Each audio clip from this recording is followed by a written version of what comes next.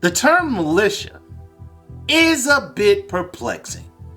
When I think of militia, I think of an organized, gun-toting group of citizens who have some secret hangout in the woods where they run drills, hide their artillery, and dispense their rhetoric.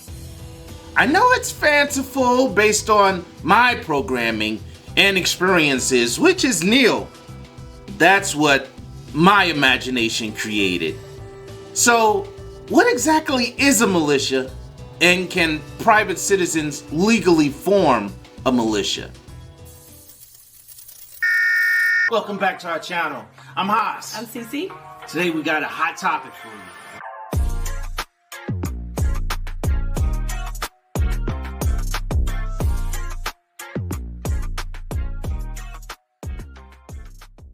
So the dictionary defines a militia in three ways. Firstly, it's a military force that is raised from the civil population to supplement a regular army in the event of an emergency.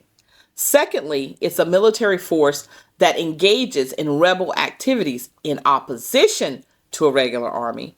Or thirdly, and this is more specific to the United States, it's all able-bodied citizens eligible by law to be called on to provide military service supplementary to the regular armed forces. The state may raise militias in times of need to support regular troops or serve as a pool of available manpower for regular forces to draw from.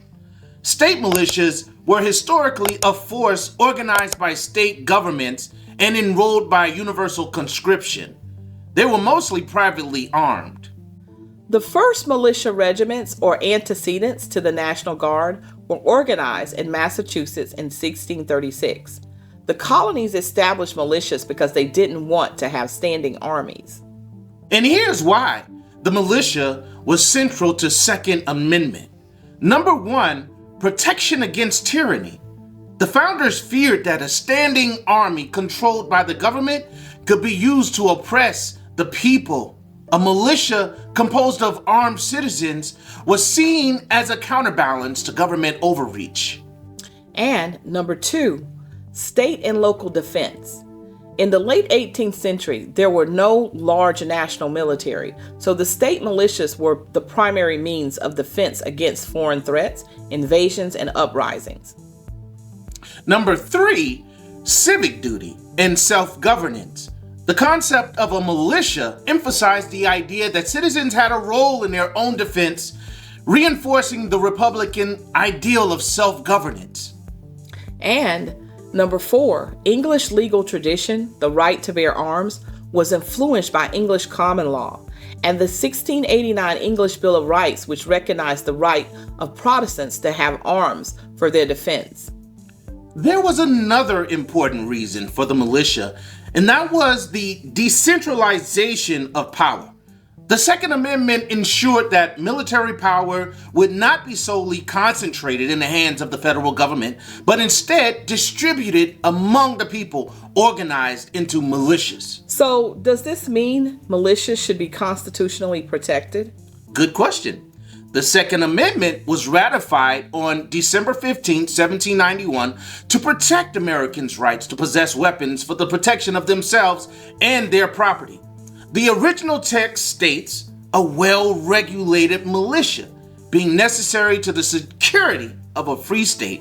The right of the people to keep and bear arms shall not be infringed. It is literally one sentence, but means so much and is not as clear as one may think. Let's consider the case of Presser versus the state of Illinois. So, in 1879, Herman Presser led a group of armed men through the streets of Chicago. He was indicted on the substance of a statute that prohibited any body of men other than the state militia and the troops of the United States from associating as a military company or parading with arms in the cities and towns unless specifically authorized. Presser argued that this statute was unconstitutional, claiming it violated his rights under the Second Amendment and other provisions of the U.S. Constitution, including those concerning the militia and the prohibition on states keeping troops without Congress's consent. Presser took his case to the Supreme Court in 1886. However, the Supreme Court upheld the Illinois statute, affirming the conviction oppressor. The court ruled that the statute did not violate the Second Amendment or other cited constitutional provisions. It determined that the Second Amendment restricts only Congress's power to regulate arms and does not apply to state regulations such as the Illinois statute. Furthermore, the court reasoned that the Second Amendment's purpose is to prevent the federal government from infringing on the right of the people to keep and bear arms, thereby ensuring a well-regulated militia could be formed if necessary. Additionally, the court found that the Illinois statute did not conflict with federal laws governing the militia, as it merely regulated unauthorized military gatherings and did not interfere with the organization, arming, and disciplining of the militia as prescribed by Congress. The court also noted that states possess broad powers to regulate matters of public safety in order within their territories, including the regulation of armed groups and military parades. In other words, the Second Amendment limits federal action and does not prohibit states from enacting laws that regulate or restrict the formation or operation of private military organizations. The Presser case magnifies the tendency of people to focus on the Second Amendment to bear arms and organize militias while ignoring Congress's power in Article 1, Section 8, Clause 16 to organize and train the militia and call forth the militia. So, what exactly does Article 1, Section 8, Clause 16 say? Article 1, Section 8, Clause 16 of the United States Constitution states, "The Congress shall have power to provide for organizing, arming, and disciplining the militia, and for governing such part of them as may be employed in the service of the United States, reserving to the states, respectively, the appointment of the officers and the authority of training the militia according to the discipline prescribed by Congress." In other words, a private militia that deploys itself without the permission of the state or federal government is illegal. Yeah. Militias were never meant to be answerable to themselves. They were always meant to be well regulated by the state and were not meant to be deployed against a sitting government, but instead, they were supposed to be used in defense of the state and as such trained and armed by the governor. Let's back up for a moment and go back to the Second Amendment terminology. A well-regulated militia is not something that can simply be created by any group of private citizens in the modern legal framework of the United States. The term well-regulated in the context of the Second Amendment historically meant a militia that was trained, organized, and made functional by the state rather than just by any armed group. Simply put, private militias do not have legal standing unless activated by the state or federal authorities. The Militia Act of 1903 formally divided the militia into two categories: the organized militia and the unorganized militia.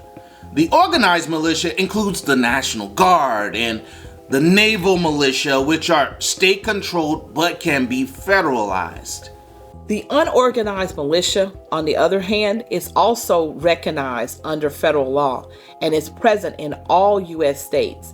It consists of able-bodied male citizens, typically between the ages of 17 and 45, who are not part of an organized militia such as the National Guard or the state defense forces.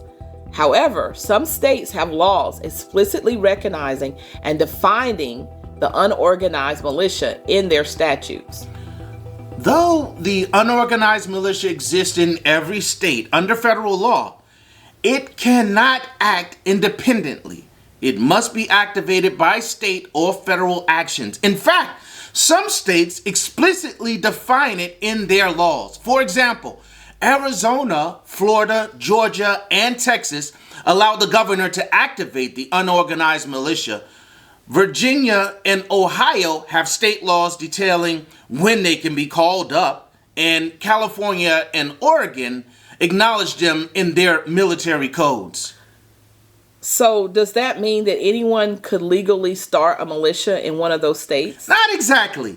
Only if you go through official channels by petitioning the state to get approval and ensuring compliance of all state and federal laws regarding training, structure, and weapons regulations. But even with recognition, they can't act as law enforcement or military force without official government activation.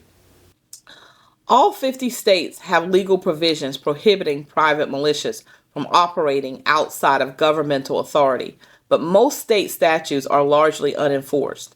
36 states allow the open carry of firearms at protests, and this has created a fundamental misunderstanding of the Second Amendment, particularly in those open carry states. Private citizens participating in these political events while wearing tactical gear and carrying firearms can generate the public impression that private militias are sanctioned by the government.